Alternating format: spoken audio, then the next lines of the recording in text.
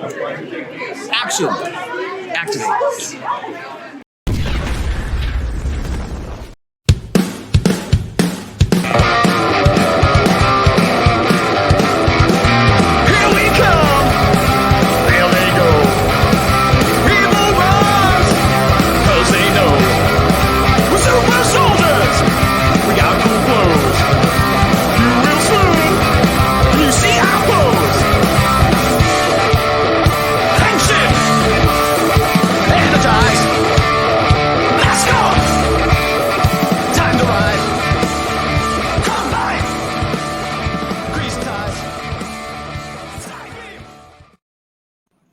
Yes, Gazbot, action activate with always Big Dawg Defender here, ready, reviewing.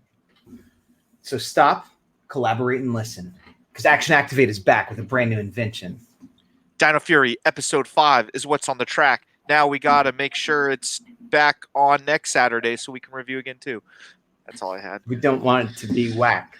I'm not the freestyle king, all right, but I will happily take the freestyle popper award. Okay.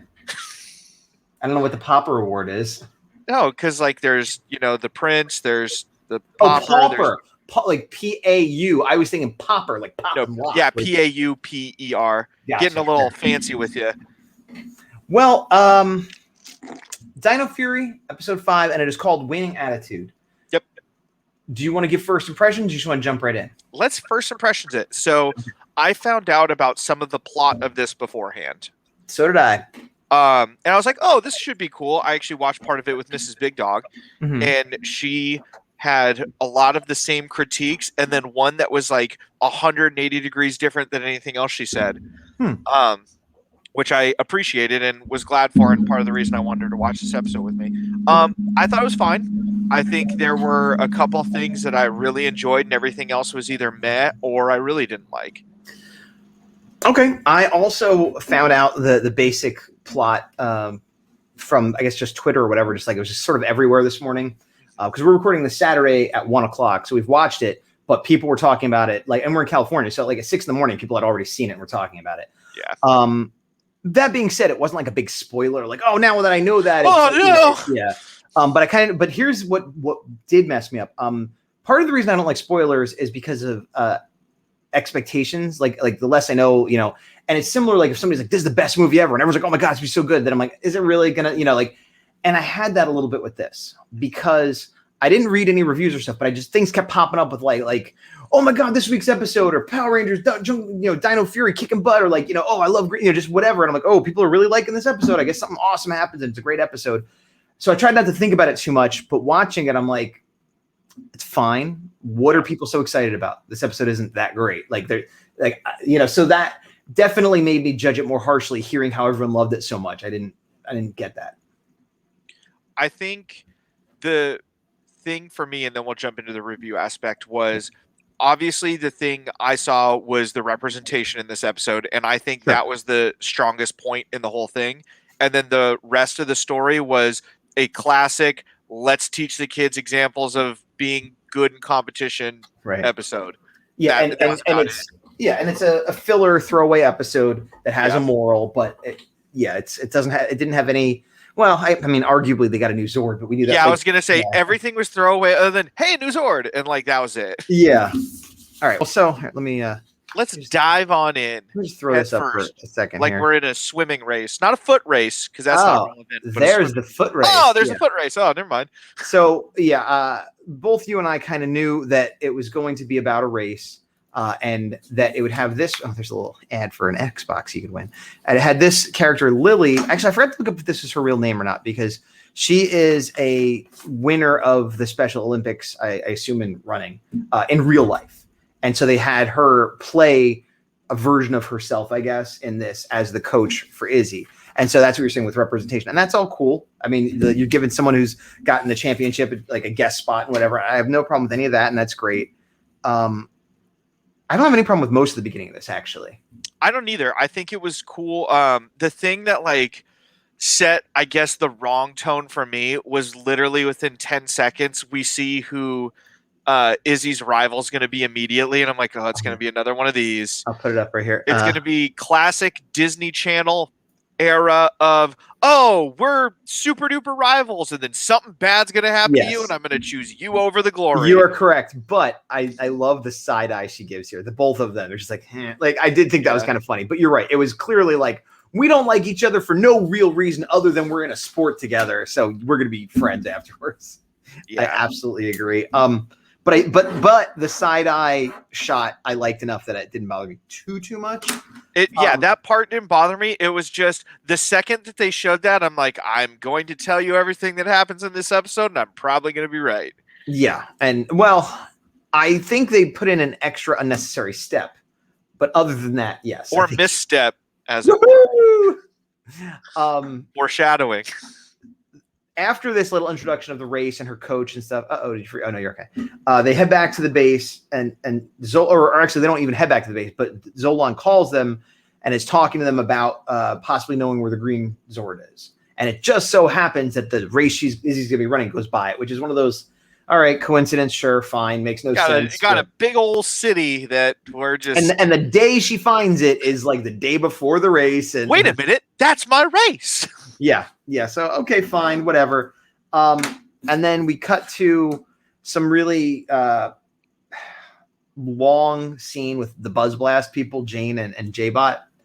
And I specifically chose the word long because it's not particularly funny. It's not the worst jokes we've seen so far, but it is the longest. It just goes on and on. What are your thoughts there? So this scene with our comedic duo, for better or worse, was one of my favorite ones we've seen thus far, but that's not putting it in high regard. Right. I liked that they had a purpose. Yes. They were a little bit goofy and it was tolerable. Yep. And the kids, I think, did really well in this scene. And I also like to think that, like, all of these kids were like crew members' children that like got to be in this scene. Well, it's like, and even the featured kid that spoke clearly had a New Zealand accent. So and that was the thing. And Mrs. Big Dog commented on that. She's like, "Oh, you probably frustrated that some of them have New Zealand accents and other." I'm like, "Nah, I don't care about that right now. That's fine." Yeah. But no, it was cool. They spread the message further of, hey, it's up to the citizens. We're all in this together. If you see a Sporix, here's what you do. Stay calm. And then, of course, goofy stuff goes on. Oh, there's a sport. Blah, blah, blah, blah. Right. Goofy. And then the kid, the level head, does exactly like, oh, you told us to stay calm. Call this number that I remembered in a nice, catchy song and tell the Rangers where to go. And then they do that, and it's fine. And I really liked that. And then the Rangers show up immediately because they can teleport, and thank God that they can again. But I agree with most of what you're saying. I do feel like it went on a little bit long. Yes. And you know what? The part I'm thinking I like less comes later. So you know what? I agree with everything. Yeah. It could have been a little shorter, but otherwise I agree with everything you said. Yeah, the next one I hated. This one I was like, this works. Then what happens? But that happens way later in the episode. But I will say this. The Sporix shows up with Mucus and Boom Tower. And I don't know what it is, but something about this Sporix monster, I really like him. I feel like just the way he expresses himself and he says things, I just feel like he's like really cool and like would be like a great leader or something. I love it. He's probably the best monster of the week I've ever seen. He's pretty good. I have a strong feeling you and I are thinking the same thing about this monster, aren't we? Do you know who his voice actor is? I didn't look it up, but I know based on what you're saying who it is. It's Jason Smith, who played Casey, the Red Jungle Fury Ranger. He did it again. Dude, I know. If there's Fury, we know who to count on. Yeah. Jason Smith. Joking aside, though, I would not have recognized that. I saw that come up in a feed. And there's a Power Ranger scoop I think I follow on Instagram, and that popped up today. I probably wouldn't have known otherwise. I wouldn't have until you gave that huge intro. I was like, oh, here we go. But yeah, no, I think he did a good job. This, in all reality, this isn't my favorite monster of the week. I think he's kind of a cool design. And he did a good job acting, but he wasn't my absolute favorite. This monster has some of my favorite humor thus far. As we about the family. Yeah. Like this fight was pretty good. They do I will say, an egregious jump cut to Sentai footage. Like, they're clearly right here. It's very, specific lighting. And then they go, and the lighting's different. You're in a park with a little, teeter-totter thing. And you're like, oh, okay. I mean, you're not wrong, but we've seen that before. That didn't bother me. I know, but this is the first time I think where like, unless I was looking for it, I would have been like, oh, it's kind of arguable whether this is American or Sentai. I'm like, that's Sentai. True. It is 1,000% Sentai. All right, just making sure we're on the same page. I think the fight was fine. I don't think it was amazingly good, but it was good. You know, it was all right. I do like when they do the hyper key. They do like a running charge, like because like cool. that made sense. I didn't really know what the hyper key was. It seemed to be that they both had the same thing, and it just seemed like a general power up. Yeah, because he was saying like, oh, you can't cut through my skin with your swords because it's too thick, and they're like, let's make our swords better by doing this somehow faster. Yeah, which is fine. I mean, I'm kind of trying to just let go of the whole key thing that I feel is not dealt with properly, but that's how they're going to deal with it. So I'm trying to just let it go. That key, I didn't really know what it did, but later the Black Ranger used the key, and I'm like, oh, that was a good use of the shield. Right? Yeah. Well, this one they literally call it the hyper key. So I took it to mean like they hyper power you up, or like that's I took it to be that. Yeah. But yeah, the running charge is cool. And then they're fighting him, and he makes the joke about I have kids, and they're like, you have kids? He's like, no, maybe one day, you know. Maybe one day if I find a nice trout. Yeah. I was like, thank you for the humor for all the rest of us. I didn't love that. I liked the idea that he lied about having kids, but the nice trout, I was like, I could. Well, the kids part, the thing I liked, it was super dumb, except for the fact that the Red Ranger was like, wait, how would you have kids? Like doing the math in his head, and he's like, haha, I don't have kids, but maybe someday, you don't know. Yeah, no, but I agree. Like it wasn't like he was completely fooled, but he just had to stop and think for a second. He's like, that makes 0 sense. You're as old as I am, and it's like, haha, I tricked you. Yeah, and then it devolves, not devolves, but the side thing ends up being the Black Ranger versus Boom Tower again, and I feel like they're setting up a rivalry there, or if they're not. It feels like it, you know, because he's like, you again. He's like, yeah, I'm back in black. It just ended. But yeah, so I like the idea that they're having a rivalry because they used to do that with like Goldar and stuff. Like, so why not have a rivalry between the two of them, you know, and the first encounter, he stole the power source to get his key and, you know. Can you turn your volume from your computer down slightly? You shouldn't hear anything. What do you mean? I'm hearing myself. Oh. How about if I put this over here? Probably better. You see I got a new mic stand. Does that sound okay? Let's see. Nope, well, still hear myself 100%. You're kind of quiet. I don't want to turn you down anymore. I don't know what's different. Like from last week. I don't know either, but I'm hearing just perfect echo. This whole time, you're just telling me now? I heard it when I was getting more animated. And now that I'm quiet, I can still hear a little bit. Don't get more animated. I don't know how to fix that. Okay. Well, we'll keep powering through. I mean, I'll turn it down a hair. If I turn it down more, I'm not gonna be able to hear you. Okay. Okay. I'm not cutting any of this out. I want everyone to see what a little diva you could be. I'm not being a diva. If I can hear it, they can hear it. A big diva. Yeah. Big dog diva. Dog, and then just parentheses Eva. Here, I'll try moving this. No, that was fine. Whatever you did, leave it. Leave it. Stop what you're doing. Quit it. I can't stop what I'm doing. Do less. Do less. So anyway, the Rangers keep fighting the monster, and then the monster goes away with Boom Tower, and then we're back to jiving. Jiving? Just we go back to this scenario. So this is yes. This is the scene where Izzy confronts her cousin, who is also her coach, and says, like, dude, I've been waiting for you for 30 minutes. I didn't eat anything because you have a smoothie that you bring me that's, like, crazy good. What's the deal? And Izzy's Lily's like, oh, I was shopping with my friend, and then Izzy's like, I'm really frustrated at you because you bailed on me, and you bailed on me to shop with your friend. WTF, man. And like they get into this little thing, and she's like, "Oh, well, like winning isn't everything," and planting the seed of the episode title. Helping people is more important sometimes. And the moral and blah blah. And Izzy's just like, "No, you bailed. Like I'm gonna go do my own thing now."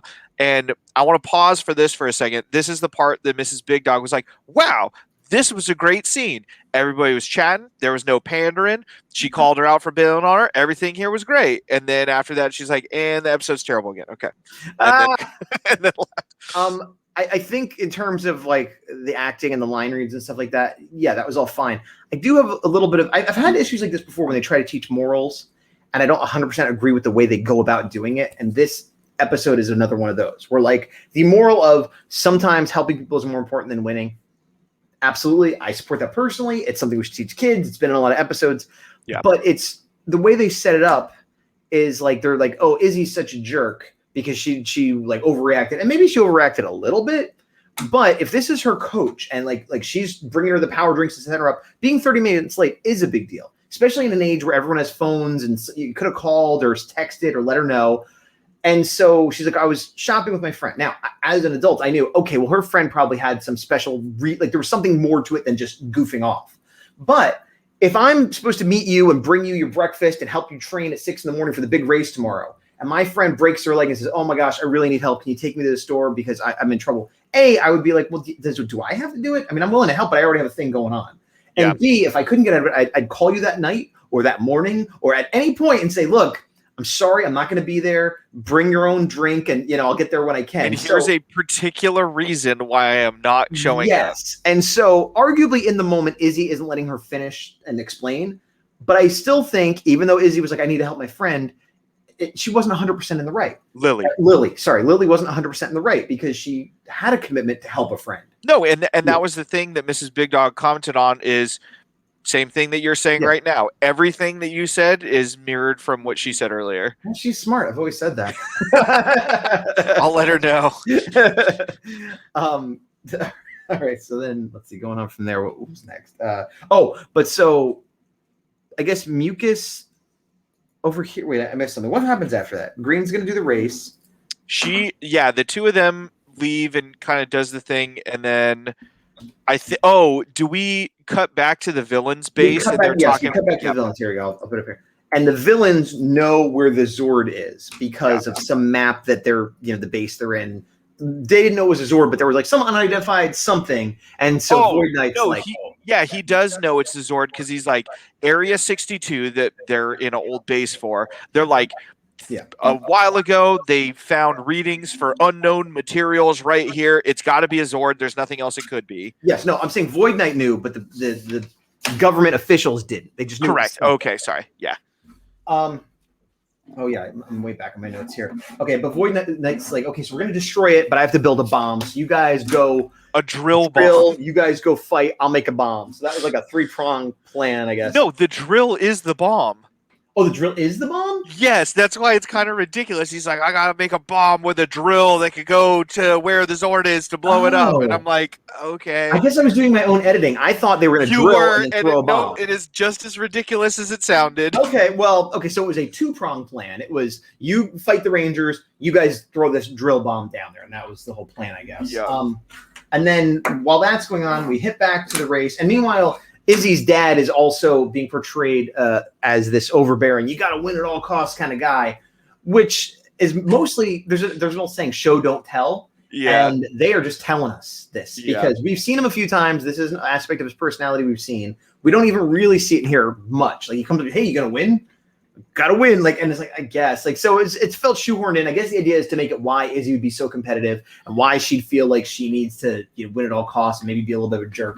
Yeah, I get it, but I feel like I would have rather it not been in there or play it up more because I just felt like they were telling us that. It's a thing too where they're really like, I want to like their dad, and they're doing a really hard job of me doing that because they're like, oh yeah, he's just ingrained that you can't like music and you can't do that as a hobby. So you guys sneak out and do that on your own, and you can run, but you better win. Otherwise, how are they gonna know you're the best if you don't come in first or whatever? It's like, well, maybe you don't have to be the best. Maybe you could be second or third. Maybe you could just like it. You like physical education or physical fitness rather. Yeah, like any of these things are fine. So yeah, they're not doing a great job with him so far. And he's kind of a jerk with them being in the woods anyway. So like that arguably is his job though, so that doesn't bother me. They just haven't done a job of making me like him, and I want to. I don't want to dislike him, but like, this was my favorite humor in the entire episode because I'm a child.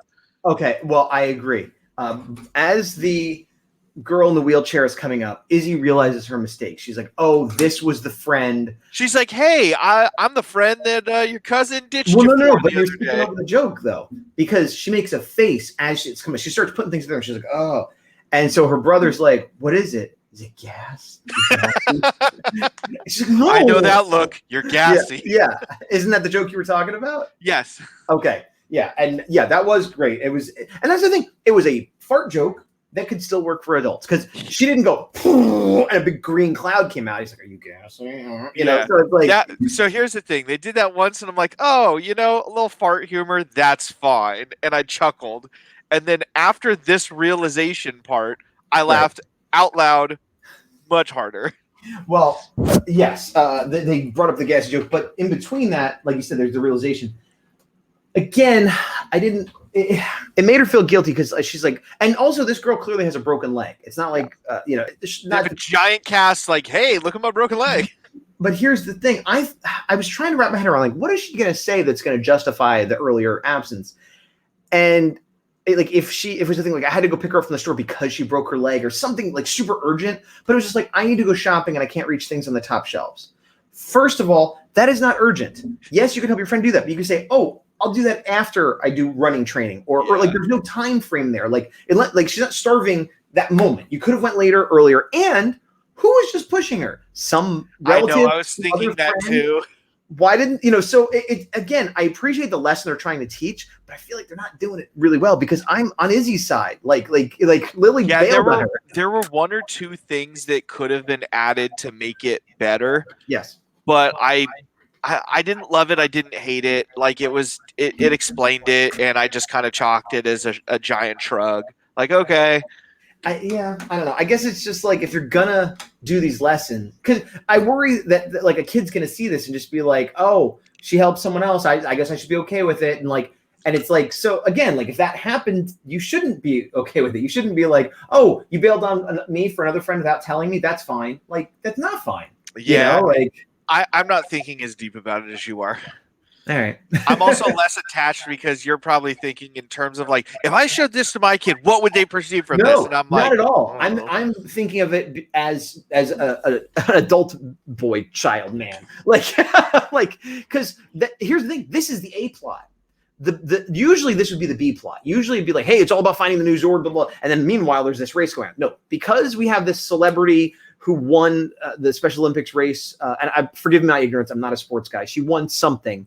I know I forget what it was. It said in the Twitter article that I read what. Okay.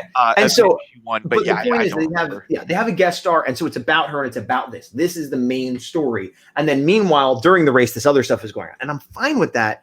But because it's the main story, I'm paying attention more and more invested. And it's like, it just, I don't know. I needed some more. I needed another pass on the script. Just a little bit.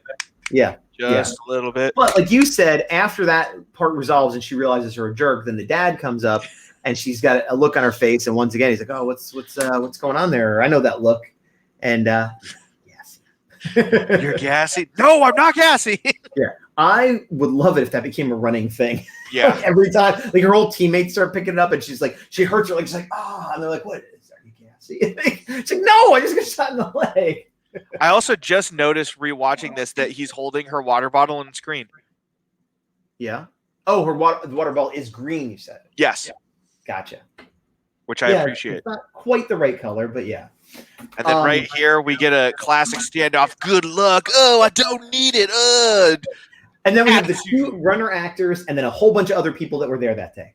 And it's like, okay, let's go. And then, she runs in the race. She's doing great. Who's going to win? It's one of them. And then she's way ahead is the thing. It's not even. Well, no, they're both way ahead. Yeah, they're both way ahead. This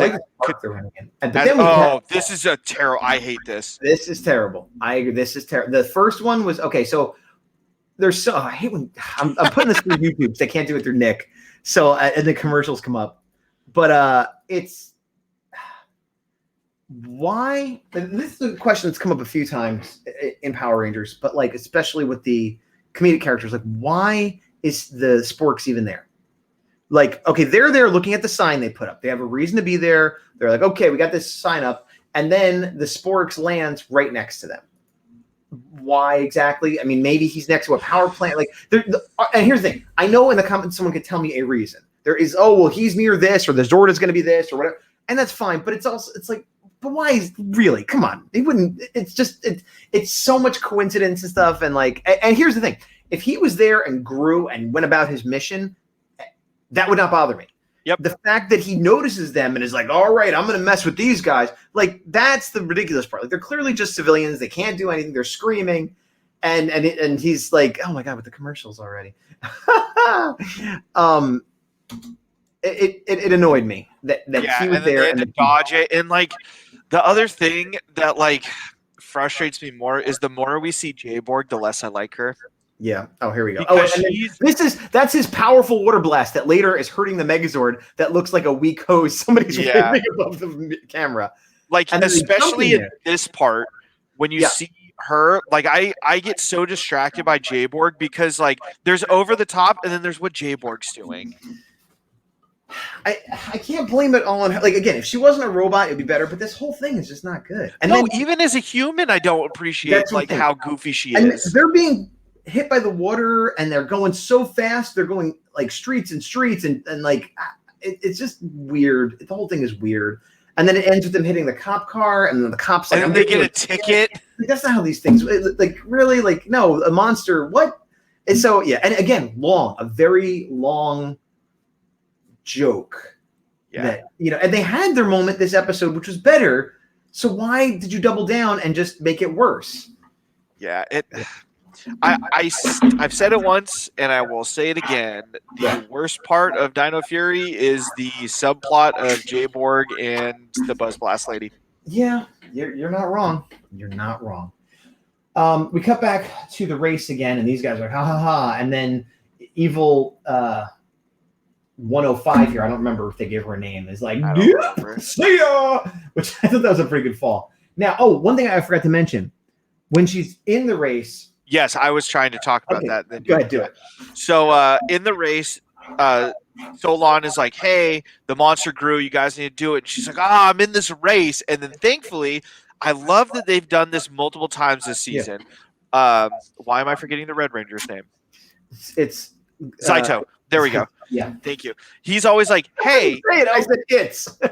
He's like, hey, we have plenty of Rangers. We got it. Do your thing. Yes, and she doesn't even have a Zord. So if he's giant, really, what is she going to just? She's like, she gives a little extra oomph with her key or whatever. But he's like, hey, do you? We'll take care of it. Don't worry about it. Yeah. And I thought it was going to be a greater good thing where this was the greater good she'd have to go to. But they're like, no, we got it covered. So that was cool. Yeah. And then this is the moment, like you said, that we kind of expected since this episode started, where she's like, oh, I guess I should go help her and whatever. And again, I this is better than the other version of this.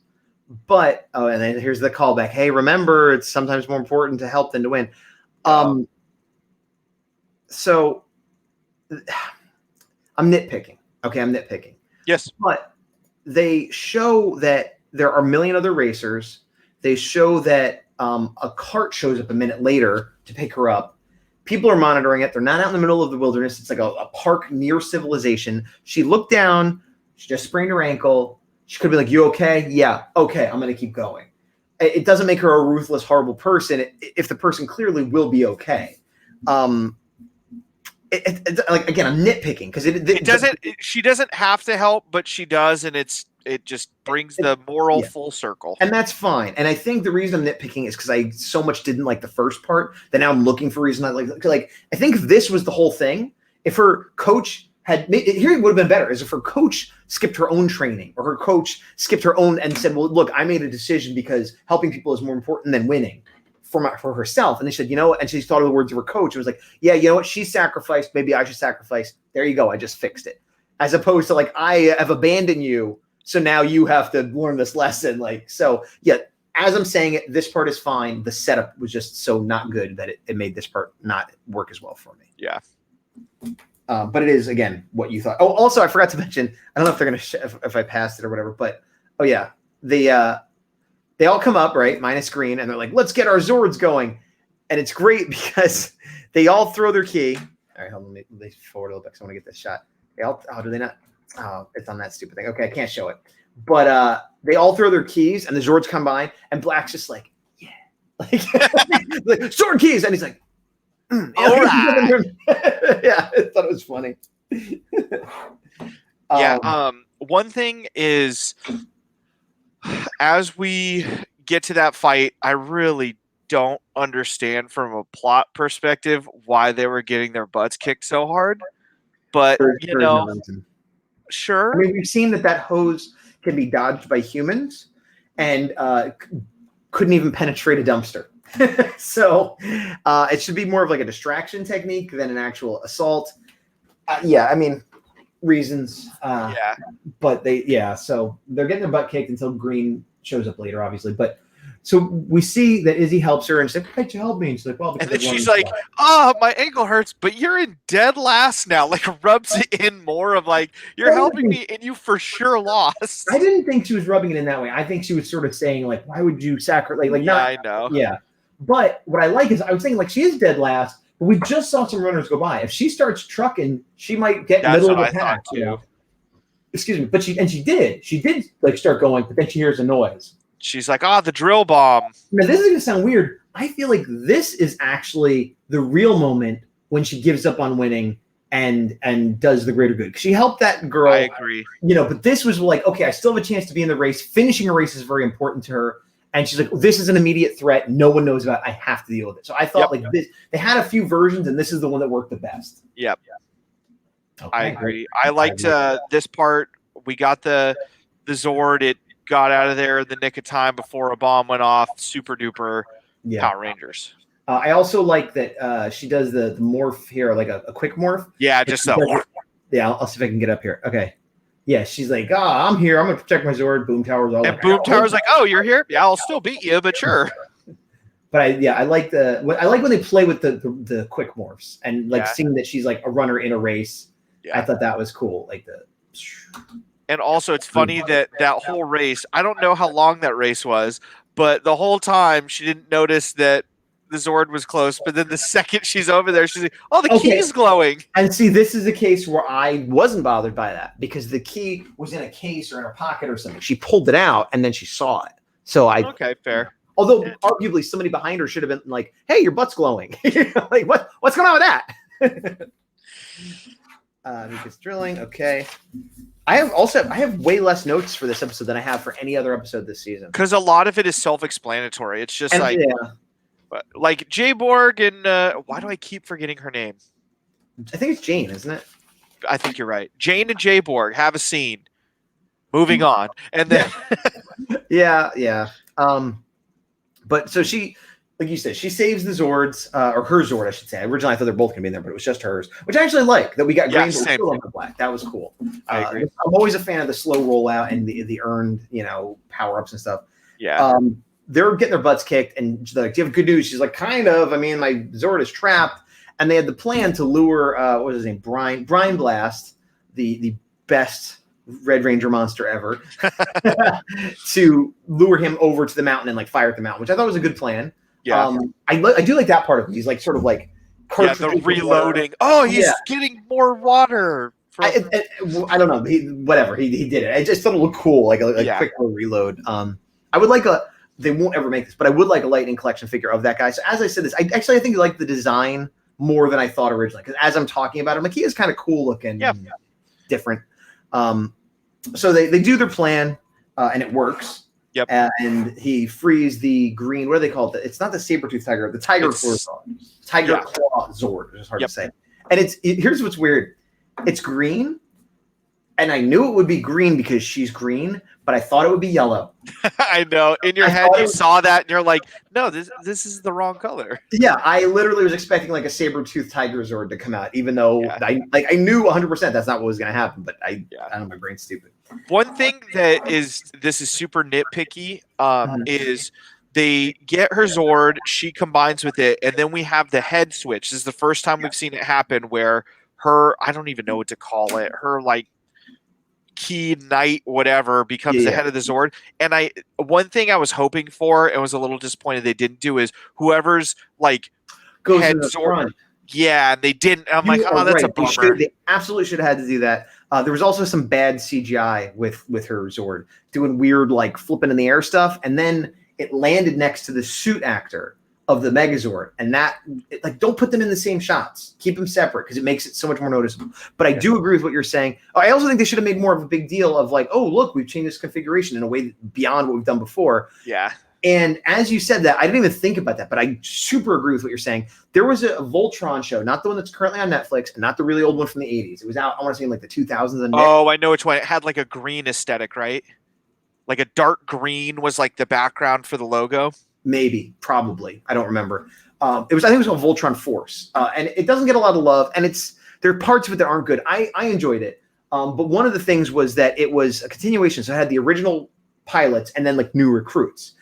And what they revealed is that any of the lions, for those that don't know Voltron, the black lion is the chest and the head and the others are the arms.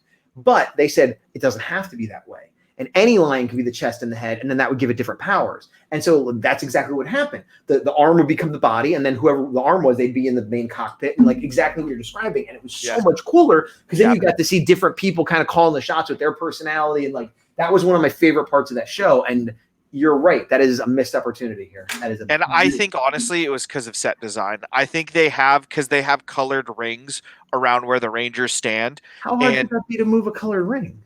I think it's into the set. I think it's like painted in and it's permanent, which is why they can't. But if they knew they were going to do this ahead of time, and I'm trying to get to a picture of the set because I don't remember what it looks like. I mean, I vaguely know what it looks like, but like I feel like they could have had the 5 rings, 6 rings, whatever.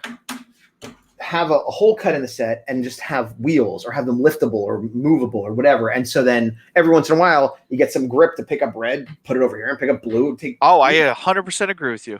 So, but you said you think the problem is because of the way the set is built, and it just. I think the set is like concrete in the sense of it is a fixed set that is not, you know. I guess what I'm saying is in terms of money and like I don't think it would cost a lot more money or effort to do it differently. That's I guess what I'm trying to say. And it could have been a thing too, where like even though it was the same, like you could have had this weird like OCD thing of like red being in the green spot and green being in the red spot of like, hey, your Zord's in control here, summons the sword. Why don't you hold the sword over? Yeah, finish off the monster, whatever. Yeah. Ideally, they would switch places, but you're right. Even if they didn't, and it was just like, all right, buddy, you call the shot, or even don't even say that. Just have green. Summon the saber, summon the sword and assume the mantle because that just makes sense. Like, so they did make a point of saying that green had a jet burst, which was like their final attack. So that implies that they'll have different final attacks. That's another one too that was very mega force of like, hey, do you guys want to use this this boost that I know of inherently? Yeah. Which fine, whatever, There's a simple explanation for that. What I like here, though, is like, where's the Sporix? And Boom Tower gets it. Yeah. Which, again, I like that it's not just a clean sweep. Like, they're losing some, they're winning some. Yeah, I like that as well. Yeah. And then, I just had a note that I was glad that Black still didn't get their Zord, which we already mentioned. Yep. And then, I guess, the last thing was that Izzy's like, yeah, glad we won, but I've never not finished a race before. And they're like, so finish the race. And I was like, I like that. That's why not? It's that thing of like, hey, maybe it takes you a day to do it, but you do it, and and so I like that a lot. And then what else? Oh, we get to the full circle moral of the story. She finishes the race, meets up with her dad, meets up with her cousin Coach, and then they go over everything again. Oh, you finished the race. We're so proud of you. Sorry, I was a jerk. That's okay. You finished. I didn't get a medal. Let me give you my medal. Like it turns. Look at his face. Oh wow! Wow! So she gives her medal and she says for sportsmanship, and I do like that's a nice moment. I like that. Yeah. So like in terms of the we're not done. We still got one more part of this. Another joke. Okay. Yeah, her dad comes in. And he's like, that's okay that you didn't win. You did great, but winning is most important still. Yeah, he does. And I guess it's supposed to be a joke, but it did seem like. But then Lily's like, "Will you win at being the best cousin?" And he's like, "What am I, invisible?" And then Izzy's like, "Who said that?" I thought that was a good joke too.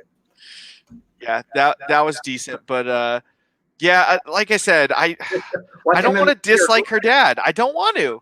But I don't like him. I don't hate him. You also tend to hate the parental characters more and more easily than I do. I'm more critical of them than you are, I think is the way to put it. Hatred. Flowing. Look, that's a hatred. I don't know if you could see it in this lighting, but flowing. I feel like the best thing I could say about this episode is they tried to do a morality tale and used some inclusivity in a good way where it wasn't about this person that had special needs, but it was just, oh, well, they're the celebrity trainer and whatever, that I like that. And they tried to do something good. The worst thing I could say is that I found this episode to be a little bit frustrating, kind of boring, and forgettable. It is forgettable and it is boring. I agree with you that they went for the they had good inclusivity. The moral of the story wasn't the best and wasn't the worst, but everything that they did using that either main plot or subplot didn't feel super pandery like we've had in other instances. It just was there and we did it and it's great. But then being more critical, the story beats for the rest of the episode was kind of frustrating of like, all right, so you're in a race and you're going to throw the race and we have a drill bomb and you miraculously got the drill bomb and like all these little things of like, oh, why did this happen?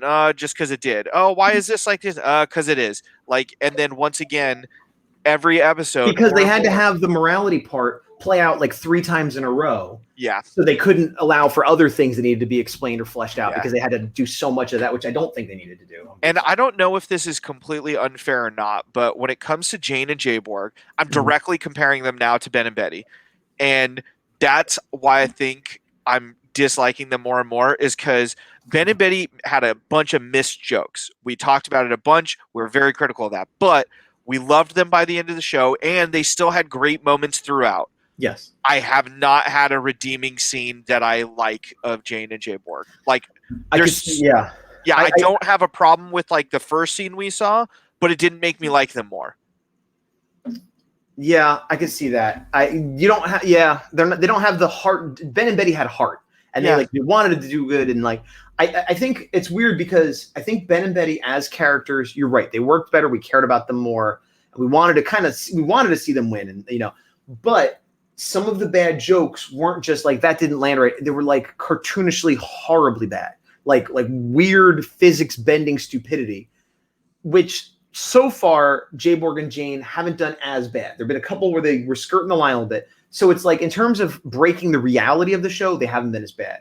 But you're right. I think the better way to say it, not who was funnier, but who did we care about more? And yeah, you're right. I cared about Ben and Betty way more. Well, the other thing to keep in mind is Jayborg is a cyborg that we still can't explain why she acts the way she acts. That's true. Like, it doesn't make sense. At first, when we saw her, she was just like, oh, I don't really know. I'm doing what I'm told. Now she's, ooh, like. Yeah, her character does seem to have undergone some sort of change. That's unexplainable. It just doesn't make sense. I don't disagree. I've been trying to defend her, but it does seem like the character completely changed. And again, going for jokes, when they were in front of the kids, I thought it would be a thing where she'd be like, I'm a monster, and make a big loud voice or super speed or do something robotic to like aid in the play, and the kids would love it or get scared or something. But yeah, the fact that she's a robot seems unnecessary and incidental. It was a fun little Easter egg. You know what would be better is like in Dino Thunder. I liked the comic relief in there. I don't remember their names, but there was the popular pretty girl and like the nerdy guy that like followed around. The cameraman, yeah. Yeah. And I think like that would have been better is if this was just her assistant or her friend or whatever, and she's like, I gotta get the scoop, and we gotta be the best ones for the Power Rangers of all time. And like, yeah, you're right, we gotta do that. And just kind of dopey, like. But like, so why is she a robot? I don't know. I really it was an Easter egg for Hartford, and then other than that, we've seen 2 instances of her showing that she is stronger and more capable than humans, but somehow goofier and understands less than humans at the same. Like, it's so weird. Like, if she wasn't a cyborg, it would have been another callback to Ninja Steel when she grabbed that electric fence, and it's like, death has no meaning in the world of Power Rangers because she just survived. And right. And again, if she was a human, then we could have had a different joke there. I don't know, but overall, it was a fine episode. I'll give it a C+. I'm giving it a C. It's definitely the worst episode this season. I'm giving it the plus because of the way that the inclusion was organic and wasn't forced. I'm giving it a C for that reason. I think this. I just did. Yeah, like on a gut level, like I didn't like this episode. I'm giving it as high of a grade as I am because of what they were trying to do and how much of it they did well. But it was just like, I would never watch this episode again. Like for any reason. You know what I mean? Yeah. It's just like, and yeah, I don't know. I mean, I feel like people are going to say I'm being too hard on it. And if you liked it, great. And I'm not like, it wasn't like, it was boring. It was just boring. And I feel like that's the word. I'd rather it be bad in a way, you know, like it was, but I agree that the inclusivity is nice and the way they handled it was nice. I do think that the way they did the moral was not handled well at all. It wasn't the best. Like I said, I appreciated a couple of the jokes that were in there. I did like the jokes, yes. Yeah, but then once again, one step forward, two steps back of, wow, those jokes were very organic and funny and not forced. Yeah. Oh, Jayborg and Jane are getting a ticket for running a dumpster into a police car. Yeah. You know, okay, you want to keep 3 different times of learning the same lesson, which I don't think is necessary. Fine, keep those 3 times. Keep the first Jayborg scene that works probably the best of the scenes we've seen so far, maybe. Get rid of the second one, which is terrible and too long, and put in anything else. Character development for the Rangers, the villains discovering something else, anything else, more fight, I don't care. And it would just a blank sky shot, who knows? Well, no, but I'm saying like there are things that could have been fleshed out more in other places where they could use that time. But I think that's all I got for this episode. How about you? Yeah, that's all I have for it. I look forward to however they introduce the Gold Ranger and the Black Ranger Zord, obviously. But I think we're going to get. Oh, sorry. Go ahead. I was going to say I like the dynamic, like we were saying, of the Rangers win some and they lose some, and kind of here and there. Yes, agreed. I think we're going to get the Black Ranger Zord very soon, like in the next episode or 2. I wonder if we're going to see the Gold Ranger before the hiatus or not, or if it'll be I don't think so. I don't think so. What I kind of hope we'll get, which we probably won't, is like the introduction of the Gold Ranger as like, oh, here he is, and then that's the last episode, and then, you know, but who knows? You're also a country sensation, and you're not yet a Ranger? What? I feel like I've seen this before. And you're a fisherman? You're just combining 2 things. You're welcome. For those that are unaware, I was talking about Ninja Steel Gold and Samurai Gold, one of Gazbot's favorite Rangers. Samurai, not Ninja Steel, to be clear. No, it was actually the opposite, but thanks for... Actually, Gold Ninja Steel was a huge disappointment to me because I didn't watch Ninja at all. But I got the Burger Morpher, which I thought was awesome. And I was kind of... And he had, like, everything about the Japanese version seemed, like, so hokey and awesome. And, like, I'm the American, you know, it just seemed so funny. And I did watch the introduction scene of him, and it's hilarious. And that's the thing, it's funny. I don't mind funny. It's hilarious and good, and it was like kind of charming. And I'm like, oh, this guy's awesome, just from that one scene I've seen and the toys I have. So I had high hopes. Even when I was watching Ninja Steel and not loving it, I'm like, I can't wait till Gold gets here. And then she's like, hey, everybody, how you doing? I'm like, oh, I guess. I mean, he is a cowboy. And you have a new morpher that's just orange. Yeah. All right. I didn't like. It's so weird because the producers or whoever is in charge seems to want to lean into this humor so hard. But here's an opportunity where they're like, no, it'd be too goofy to have a hamburger morpher. No, it'd be too goofy to make him this over-the-top cowboy character. Like, that's what, why not? Make a funny Ranger, and I will care more, because like, then we care about the character, and he's goofy, and he's over the top, and he's making goofy jokes, but he's a main character that we care about, and he'll still have hero moments, and everybody gets a burger morpher to play with. It's funny, and like, you know, so that choices like that, it's like, I don't know, you get rid of the humor, which has proven to work, and you bring a new humor that has been proven to not work. I don't understand why. Do you have any news, Gazbot? I don't have any news in the Power Ranger world. We talked about the comic last time, but me personally, I just want to throw this out there. Actually, I just put up, you probably saw it a second ago. I have a bunch of Power Ranger art on my Etsy store, as you know. And I just recently finished my In Space set. I have every team up through In Space done now. I have other random Rangers done.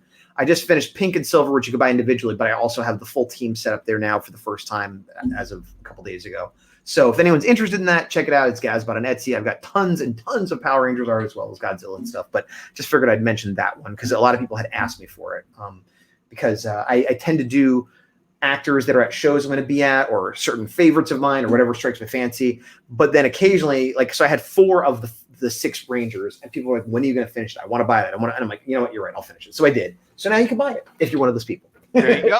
Or you can buy it even if you're not one of those people, to be clear. Anyone can buy it. Speaking of comics, I know we talked about it a little bit last week. I believe next week the Power Rangers, I think it's a one-shot or a jumping off point or something, called the Heir of the Darkness. It's about young Astronema and Ecliptor. Apparently, that's sold out at the distributor level. So if you have that pre-ordered, awesome. If not, I'm sure they're going to do a second print. But that's the first time I've seen that kind of news for a Power Ranger comic in a while. So if you are interested in new Power Ranger comics, it might be worth, pre-ordering from a website or your local comic book store or something to avoid missing out on those. I'm hoping I have, because I get some Power Ranger stuff pulled for me, but not all, and some of it's judgment calls. So after we're done, I might have to send a little email or phone call, be like, am I getting that? Yeah. If you don't, I mean, like I said, and you're not worried about the first print or you're really behind on the comic, I'm sure it'll be easy to get before you're caught up reading. But just for others. Yes, but I mean, I would rather have a first print if it, like, here it is. Possible. Here's the cover. Let me throw it up here. An interesting thing about this, though, this is the cover, it's oops. Oh, I thought it would give me a bigger version of the picture.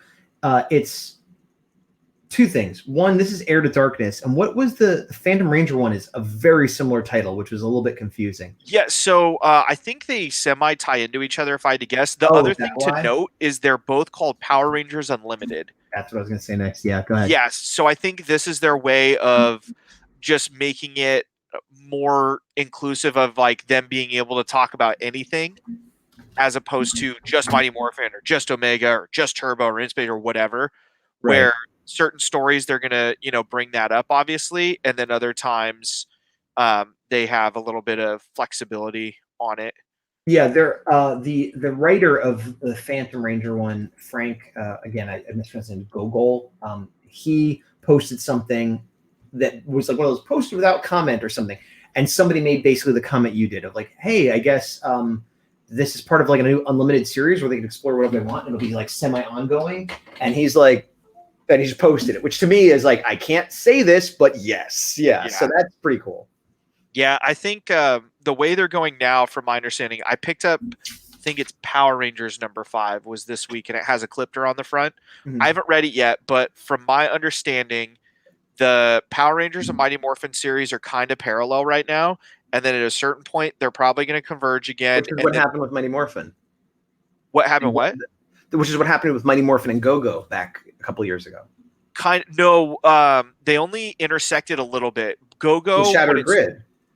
Yes, but the thing with Go-Go was it was in the past because it was pre-Tommy, and then it tied in. No, I understand. I'm just saying you could kind of just read one or the other, and then at some point they went together, and now it's the same thing where they've been doing this, and now they're gonna. Yeah, they're happening at the same time, but they're stories that are parallel. Probably gonna intersect again, and then hopefully from there we get more unlimited stuff and more. I love the Power Ranger comics right now. They're really good. I know a lot of other people like them too. I mentioned last week ways that you could read the old stuff for free, free quote unquote. And I mean it's solid stuff. So check it out if you haven't. And that's all the news I can think of right now. April 9th, Hasbro is doing their digital fan fest, I believe. Sounds right. And there's going to be a big focus on Power Rangers, apparently, where they're going to, talk a little bit more about what they're doing. I'm hoping they either confirm or deny separation with Toei just so we can stop talking about it. I agree. I'm not getting my hopes up, though. Yeah, I'm assuming they're going to cut ties, and if they don't, bonus.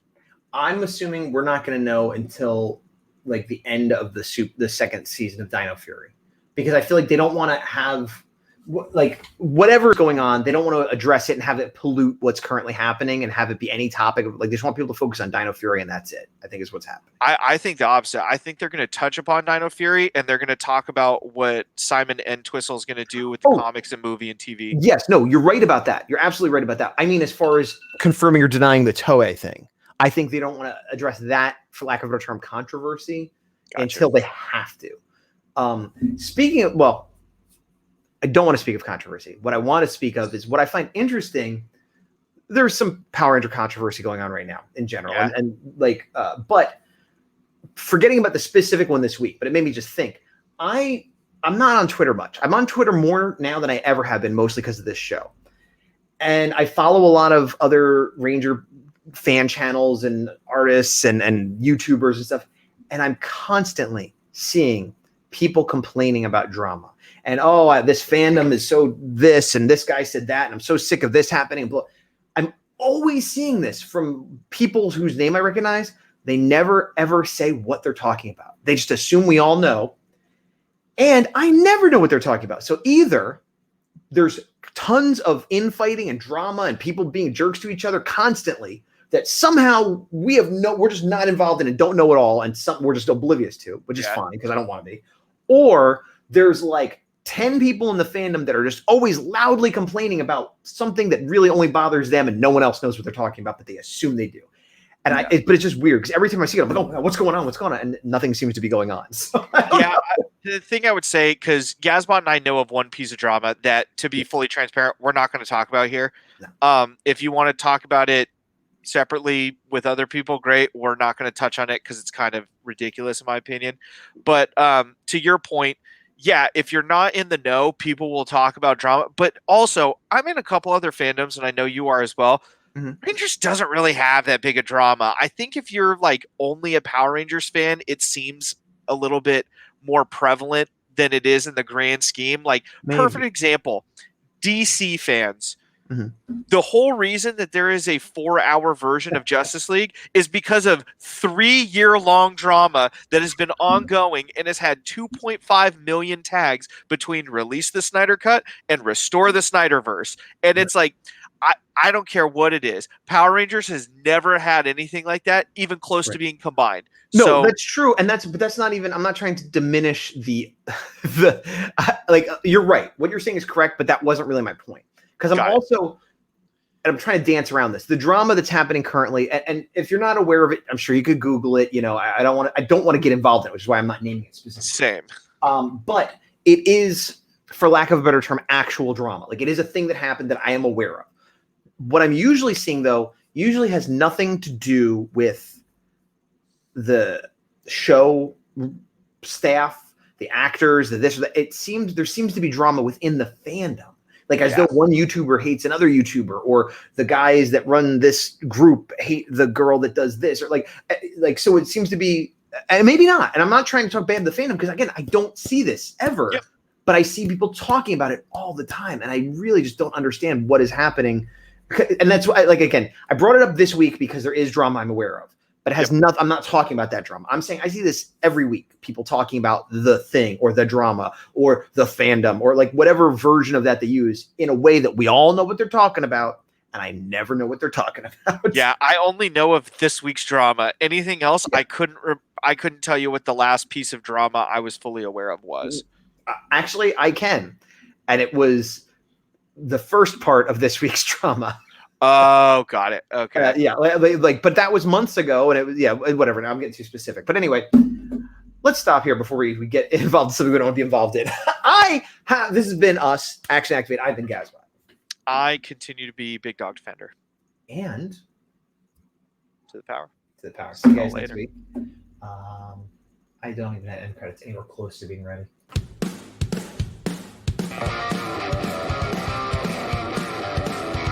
So who do you hate? Let's talk about all the people we hate.